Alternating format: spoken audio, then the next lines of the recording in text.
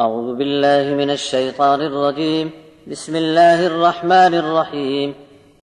أفمن يعلم أنما أنزل إليك من ربك الحق كمن هو أعمى إنما يتذكر أولو الألباب الذين يوفون بعهد الله ولا ينقضون الميثاق والذين يصلون ما أمر الله به أن يوصل ويخشون ربهم ويخافون سوء الحساب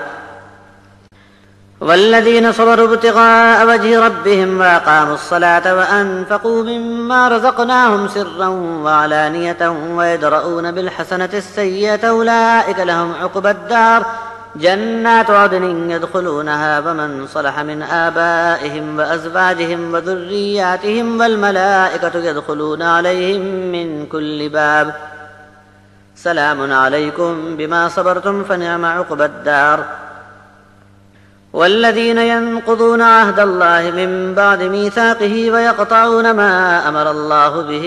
أن يوصل ويفسدون في الأرض أولئك لهم اللعنة ولهم سوء الدار الله يبسط الرزق لمن يشاء ويقدر وفرحوا بالحياة الدنيا وما الحياة الدنيا في الآخرة إلا متاع۔ بھلا ایک آدمی جانتا ہے اس کتاب کو جو آپ پر نازل فرمائی گئی آپ کے رب کی طرف سے جو سراسر حق ہے، اس آدمی کی طرح ہو جائے گا جو اندھا ہے۔ اس حق کو سمجھتے وہی ہیں جن کو عقل ہے۔ سمجھدار لوگ وہی ہیں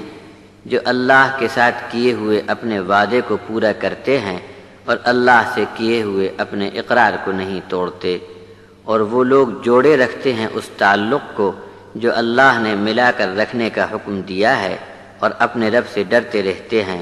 اور بری طرح حساب لیے جانے کا خوف رکھتے ہیں، اور جو اپنے رب کی رضامندی حاصل کرنے کے لیے صبر سے جمے رہے اور نماز کو برابر قائم رکھا، اور ہم نے جو کچھ بھی ان کو عطا فرمایا تھا اس میں سے کھلے اور چھپے ہم کو راضی کرنے کے لیے خرچ بھی کیا، اور کسی نے ان سے برا سلوک کیا تو اسے بھلائی سے ٹال دیا۔ آخرت کا گھر ایسے ہی لوگوں کے لیے ہوگا۔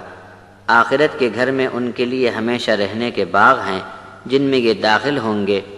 ساتھ میں ان کے باپ دادا میں سے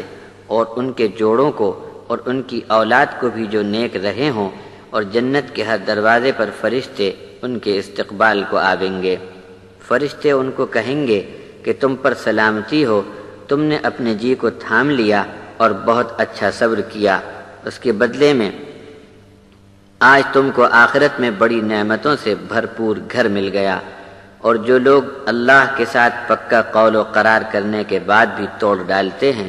اور اللہ نے جس کو جوڑنے کا حکم دیا اسے یہ لوگ توڑ ڈالتے ہیں، اور زمین میں ان کی وجہ سے فساد ہوتا ہے، ایسے لوگوں پر اللہ کی لعنت اور پھٹکار ہے، اور ان کا آخرت میں بہت ہی برا گھر ہوگا۔ اللہ جسے چاہتا ہے کھول کر رزق عطا فرماتا ہے، اور جسے چاہتا ہے ناپ تول کر دیتا ہے، اور یہ لوگ دنیا کی زندگی میں مگن ہیں، جبکہ آخرت کے مقابلے میں دنیا کی زندگی کا سامان تھوڑی دیر کے استعمال کے لیے ہے۔